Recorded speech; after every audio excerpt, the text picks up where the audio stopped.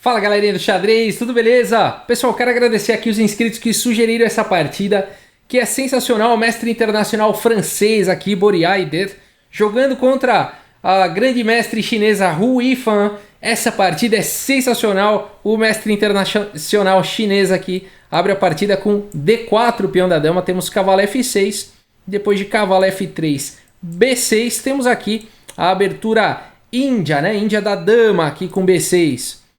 Bispo em F4, bispo B7 e agora E3. G6, a Hu Yifan vai então colocar os dois bispos em fianqueto. H3, bispo G7, bispo E2 para poder dar roque D6 primeiro. E depois de C4, cavalo de B aqui em D7. Cavalo C3, roque. E roque a gente tem aí, ambos os jogadores fizeram aí os seus esquemas, né? A Hu Yifan desenvolveu aqui os bispos em fianqueto, colocou os cavalos em F6 aqui e o de B em D7.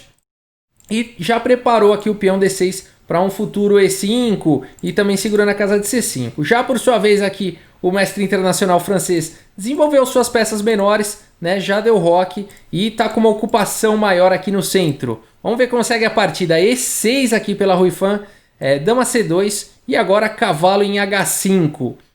Atacando o bispo e também abrindo o bispo de diagonal de casas escuras. E também abrindo aqui a possibilidade de avançar com o peão de F. A partida continua com o bispo em H2 e agora F5. A Hu Yifan parte aí para um ataque na ala do rei. Olha que interessante, que força, né? Que é esse bispo aqui também da defesa índia do rei. Índia da dama, desculpa.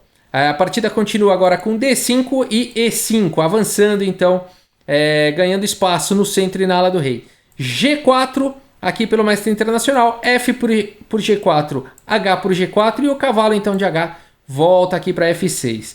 E aqui então o Boriá vai para essa ideia de cavalo G5, de olho nessa importante casa aqui de E6, né? Uma continuação esperada aqui na posição, muitas vezes é o lance cavalo C5, né? Então esse lance aqui muitas vezes é o lance esperado. Se jogar um lance como B4 para expulsar o cavalo e poder colocar o cavalo em C6, viria aqui uma situação como cavalo por G4, tá? Então as pretas ficariam melhores aqui, abrindo um ataque descoberto. Tá? Então aqui depois de, por exemplo, né?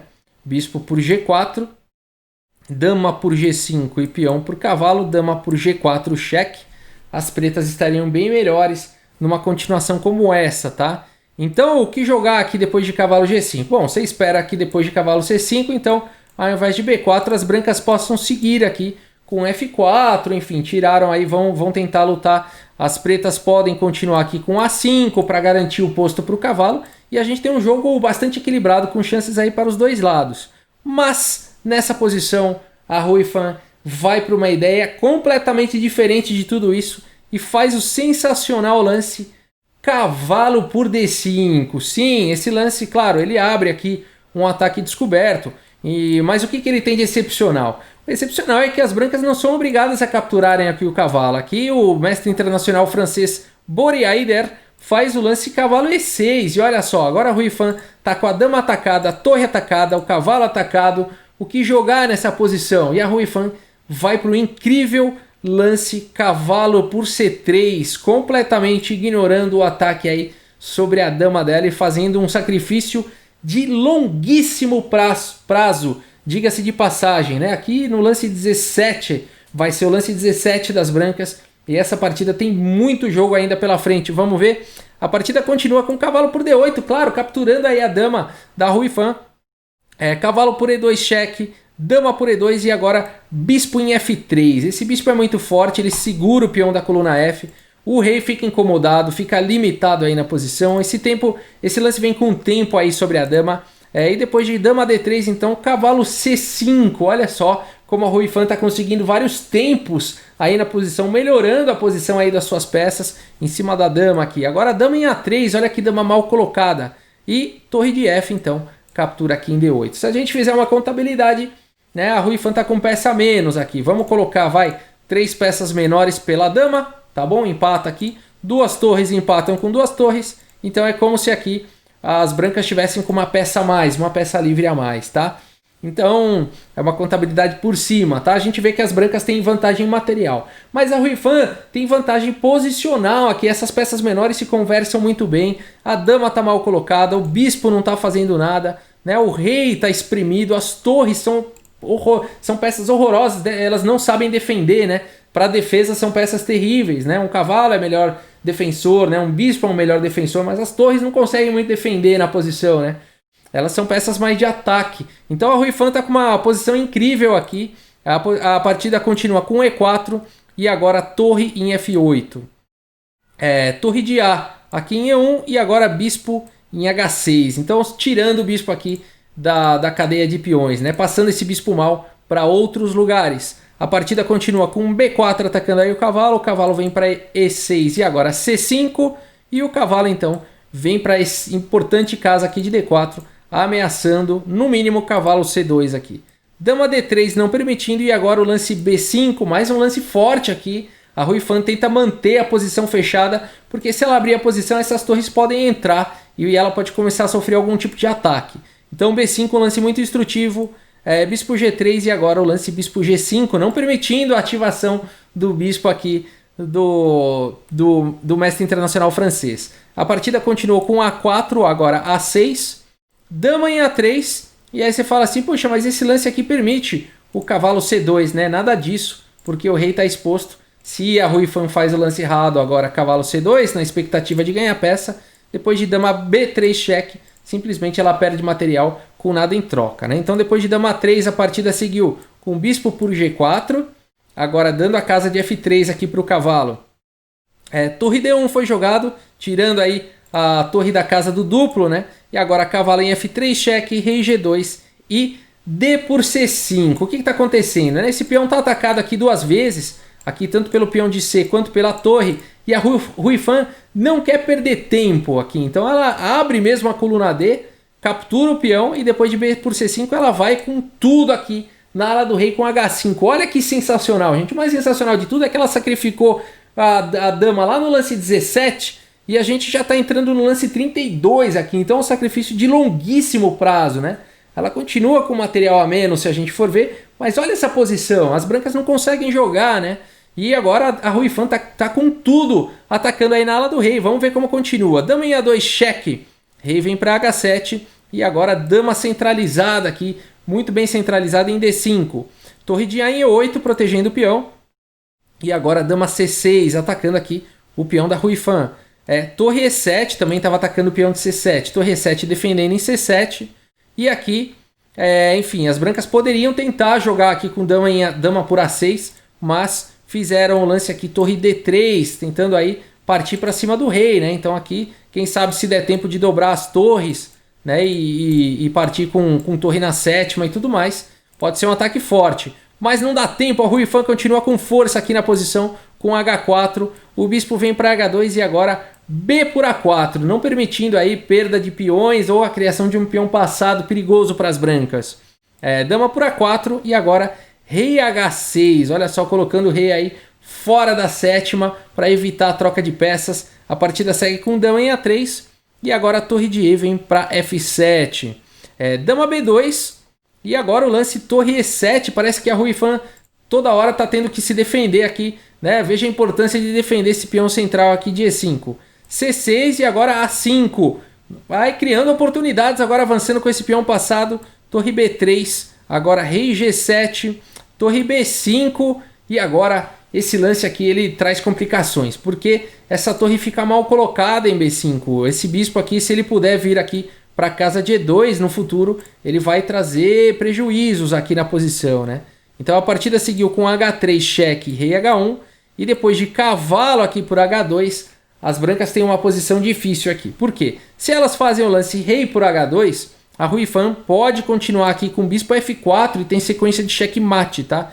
Depois de rei G1 e bispo F3, veja como as torres são, como eu falei, né? Terríveis defensores, né? Essas torres não poderiam fazer nada em relação ao ataque da Ruifan numa posição como essa, né? Então aqui, enfim, não tem o que jogar, né? Vamos jogar qualquer lance aqui, vamos capturar o peão.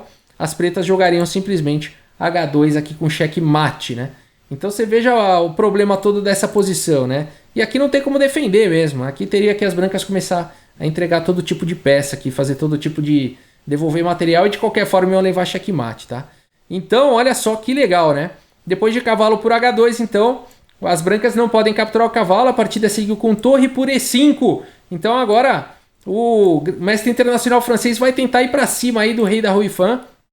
E a Ruifan continua então com bispo F3 cheque, rei G1 e cavalo por F1 corajoso. A partida segue com torre por E7, esse lance captura uma torre, abre aqui um cheque duplo. E a posição é perigosa, né? A Ruifan não pode jogar errado, aqui não pode jogar rei G8, por exemplo, senão dama G7 entrega checkmate.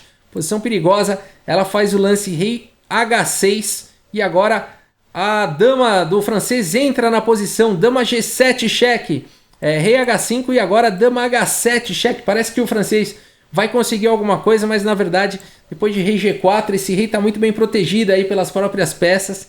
A partida continua com torre E8 e é um lance do desespero, né? Depois de torre E8, dama D7 cheque e rei H4. As brancas nem podem capturar mais a torre aqui, porque se jogasse dama por E8 não foi o lance jogado, viria simplesmente H2. E depois de rei F1, simplesmente promovendo o peão aí com checkmate, né? Então olha que situação, depois de rei H4, a partida ainda seguiu com rei por F1 e agora a torre D8. Dama H7, né? Aqui, enfim, as pretas estão ameaçando entrar com checkmate aqui em D1. Então dama H7 te coloca a dama em segurança com um tempo, mas depois de rei G4 acabaram-se aí os cheques e a Ruifan está ameaçando checkmate aqui em D1 e não tem como evitar. Por isso aqui o francês Boria Ider abandonou aí a partida, né? Que sensacional, abandonou aqui ó, o movimento 52, né? O lance 52 rei G4 com abandono, né? A dama foi sacrificada lá no lance 17, né?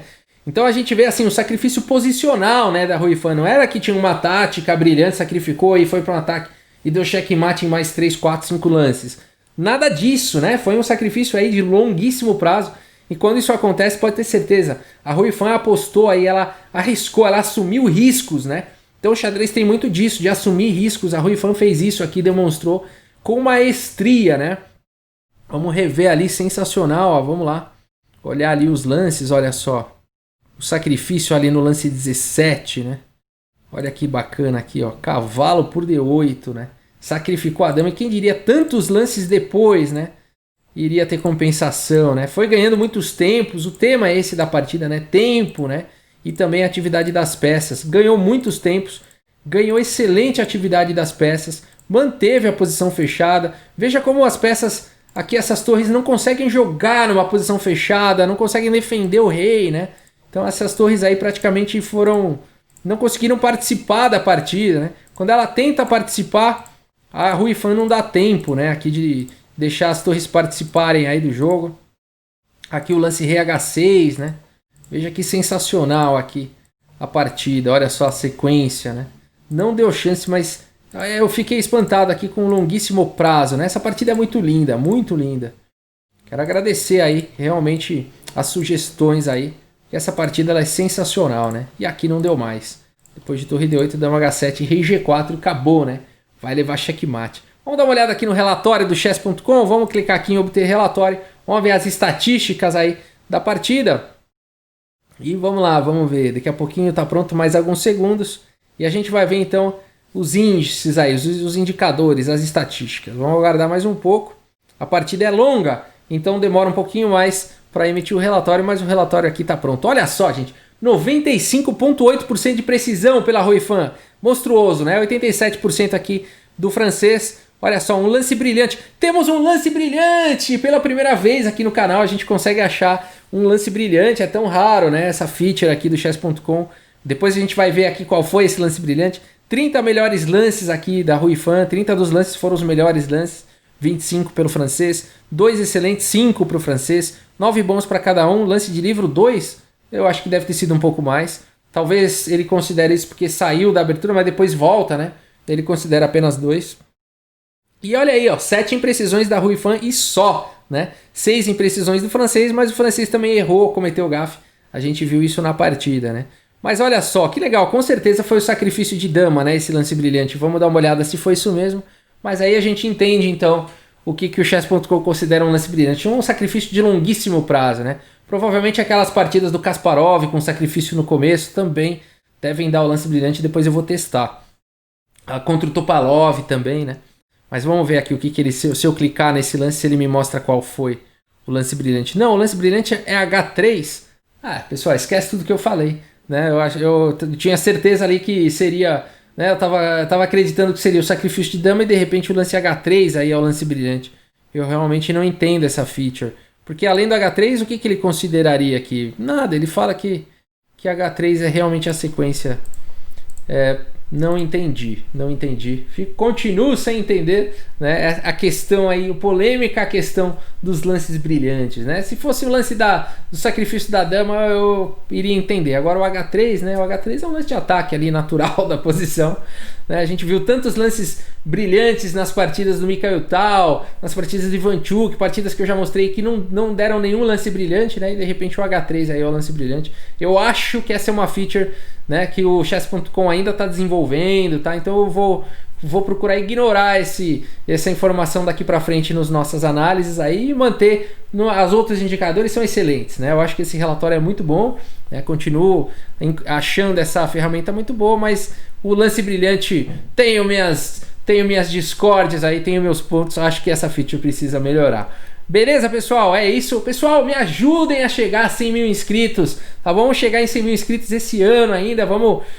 Se você acompanha aí o canal, gosta dos vídeos, esqueceu aí de se inscrever, inscreva-se no canal, tá bom? Vamos ajudar, vamos ver se juntos a gente consegue chegar aí em 100 mil inscritos esse ano. Beleza? Conto com o seu apoio. Pessoal, muito obrigado pela audiência, um grande abraço aí para todos vocês e até a próxima. Valeu!